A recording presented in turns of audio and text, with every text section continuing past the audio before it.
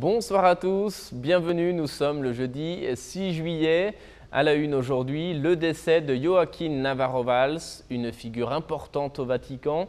Il était le porte-parole de Jean-Paul II, directeur de la salle de presse du Saint-Siège de 1984 à 2006. Cet Espagnol, laïque, consacré, membre de l'Opus Dei, diplômé en médecine puis en journalisme, a raconté au monde pendant plus de 20 ans le pontificat de Jean-Paul II. Navarro Valls s'est éteint ce mercredi 5 juillet à l'âge de 80 ans. Notre directeur, le père Thomas Rosica, l'a bien connu. Ils ont travaillé ensemble. On écoute son témoignage. J'étais très triste d'apprendre le décès de Dr Navarro Valls d'un cancer du pancréas.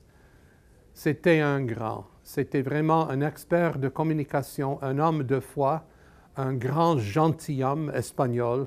Et j'ai pu travailler avec lui très proche pour les JMJ 2002 au Canada. J'ai plusieurs souvenirs de lui pendant la visite même de Jean-Paul II, après la visite, parce que c'était lui et le père Lombardi qu'en novembre 2002, en mangeant une pizza ensemble, quand je leur ai proposé l'idée, j'ai dit une famille m'a demandé d'organiser les JMJ, organiser Ciel et Lumière.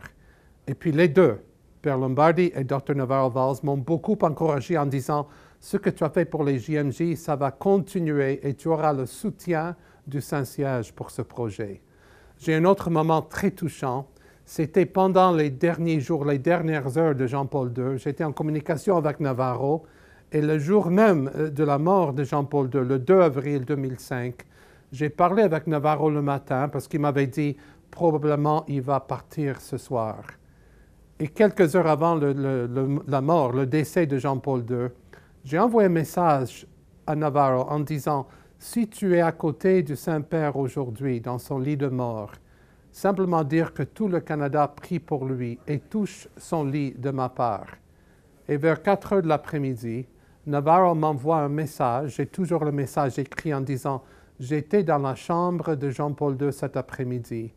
J'ai chuchoté, j'ai dit dans son oreille « Tout le Canada et le JMJ est avec toi. » Et le pape a tenu ma main.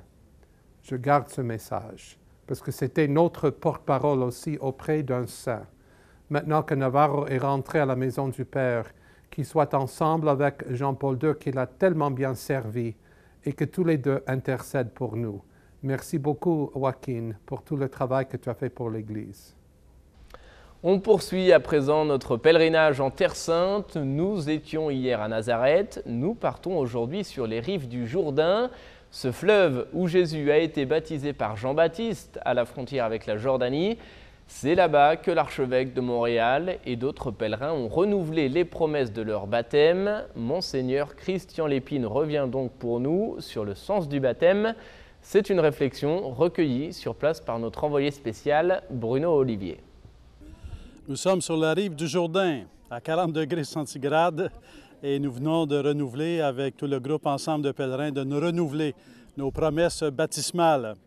Renouveler les promesses baptismales, c'est fondé sur la révélation de Jésus-Christ, parce que c'est sur les rives du Jourdain, au moment du baptême de Jésus, que le ciel s'est fait entendre, que le Père a fait entendre sa voix en disant « Celui-ci est mon Fils bien-aimé, en qui j'ai mis tout mon amour. » Et cette parole qui nous révèle Jésus, cette parole qui nous manifeste Jésus, est un appel à accueillir Jésus dans notre vie.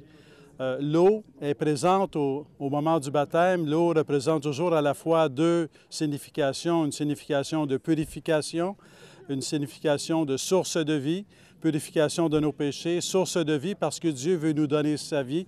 De quelle vie s'agit-il? Non pas d'une autre vie humaine, non pas d'une nouvelle vie humaine, mais de la vie même de Dieu qui nous est donnée, que Dieu veut nous donner dans son plan de salut. Et donc le moment du baptême est ce moment où, enracinés dans le baptême de Jésus, nous ouvrons notre cœur pour recevoir la vie de Dieu en nous. Et cette soif, cette présence de Dieu répond à la soif de Dieu qui nous habite. Et on pourrait dire qu'on a soif de Dieu et que Dieu pourrait nous aimer et faire des choses pour nous. Mais il fait plus que faire des choses pour nous. Il se donne lui-même, il donne sa présence, il donne sa vie. Il nous fait participer à sa vie. Voilà, c'est ainsi que s'achève cette émission. Merci à vous de l'avoir suivi. Je vous souhaite une très belle soirée. À bientôt.